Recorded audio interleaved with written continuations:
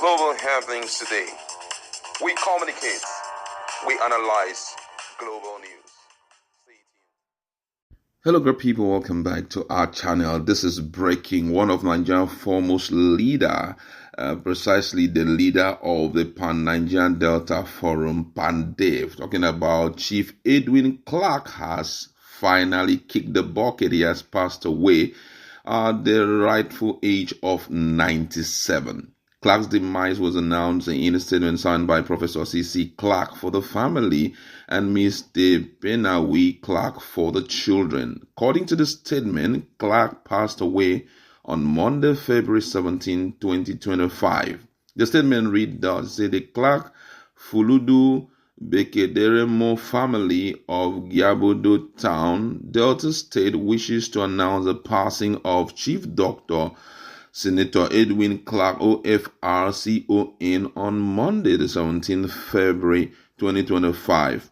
The family appreciates your prayer at this time. Other details will be announced later by the family. And don't forget that on the Lovers' Day, February 14, another very key stakeholder passed on, talking about Ayo Adebanjo, who is also the leader of Afenifere. He's also a well-known nationalist, men who are very forthright and who were working assiduously for the progress of Nigeria, and two of them are now out. This is quite disturbing for most Nigerians, and we're just wondering what is going on. You know, he had been the one meddling in the crisis that was going on in Rivers State, or that is still going on in Rivers State, and he was pushing for a possible resolution so that Fubara can have all the time it takes to, give the best of governance to the people of Rivers State. Let's just give you a little brief idea about who Edwin Clark is. He was a Nigerian statesman, a jaw leader and politician from Delta State who worked with administration of military governor Samuel Ogbemodia and head of state General Yakubu Gowon between 1966 and 1975. In 1966, he was a member of an advisory committee to the military governor of the Midwestern Region Province, David Ejo, and was appointed Federal Commissioner of Information in 1975. Edwin Clark also was an unofficial advisor to President Goodluck Jonathan. He was a philanthropist who founded the Edwin Clark Foundation and established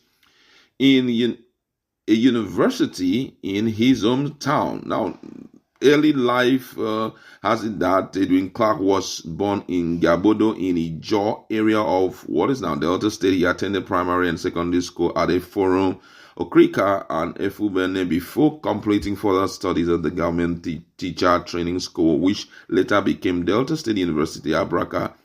Thereafter, Clark worked briefly as a school teacher before traveling abroad to earn a law degree. The Nigerian poet J.P. Clark was his younger brother. Clark's involvement in the political process began during the pre-independence period when he was elected as councillor for Bomadi in 1953.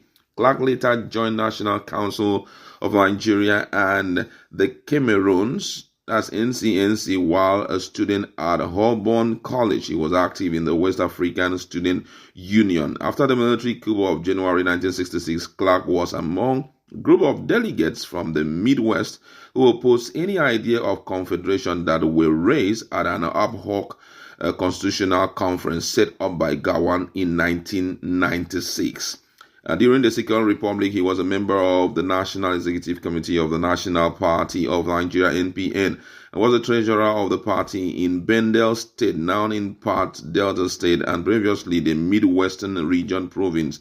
In 1983, he was an elected senator for 3 months at the twilight of Shagari administration. Beginning in 1996, Clark has been a self-described leader of the Ijaw Nation. He supported the Ijaw ethnic group in Delta State during an ethnic crisis in Warri and had led Ijaw leadership delegation to meet political leader. He had been a frontline defender of Fubara during the period of the crisis in between Fubara and Wike, some Wike. He has always been there trying to put things right and see how they can reconcile. Now, fairly recently, he was also at the forefront pushing for reconciliation and making demands on PANDEF that they should mediate speedily and see how they can restore peace among the two. At first, he was, trying to take sides because of the situation that was on ground, owing to the fact that none of them were ready to align. So, according to the law, he was trying to take side with Fubara and pointing at some of the weaknesses of Wike, the reason why Wike should allow Fubara, who is a sitting governor, to go on with his leadership. And after a while, he had to demand for reconciliation. A lot of persons were involved, but right now he is no more. I must say that the person of Edwin Clark will be remembered for the best things he had done when he was a leader or when he was on earth. And my colleagues in the house, what do you have to say about the sudden demise of Edwin Clark, though 97 years is something worth celebrating? Considering the fact that this same man has also has contributed immensely to education, even in his homestead. We know of Edwin Clark University, privately owned by him and was approved by the Federal Executive Council of Nigeria in 2015. So he has done so much. A frontline nationalist, one who stands for the truth. What's his standpoint on his contribution thus far? Well, the truth is we are losing our best hands, as in those who have stood tall for Nigeria and Nigerians and the truth. These are some of the custodians of history. Even when at some point politicians have tried distorting the real deal, the truth, the history, the way it is, and tried to amend it to suit their political will and desire. These guys, the likes of Debanjo, I don't know what's going on. Just a few days back, it was Pa Debanjo, and now him. Pa Debanjo is one nationalist as well, who is not tribalistic at all, very nationalistic in his view. Same thing with Edwin Clark. Edwin Clark will give you history of how Nigeria before Biafra, those who did what. He will give you with details, dates, months, years, and even figures, names. Some of these guys sometimes they're going with that level of knowledge. All right. Now, interestingly, fairly recently, barely 4 or 5 days ago, Edwin Clark, he's a leader of PANDEF. Yes. All of a sudden, there was a twist in his, plans.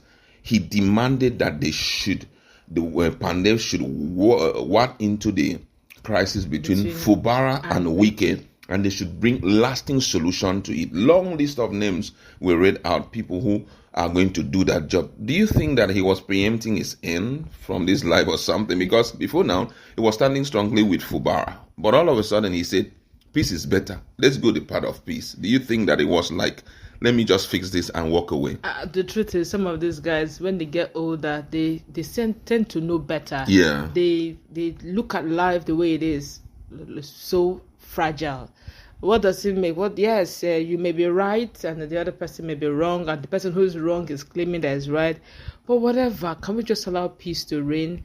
No matter how expensive a war is, peace is far better. Yeah. And everybody will always tell you, no matter what, ensue peace.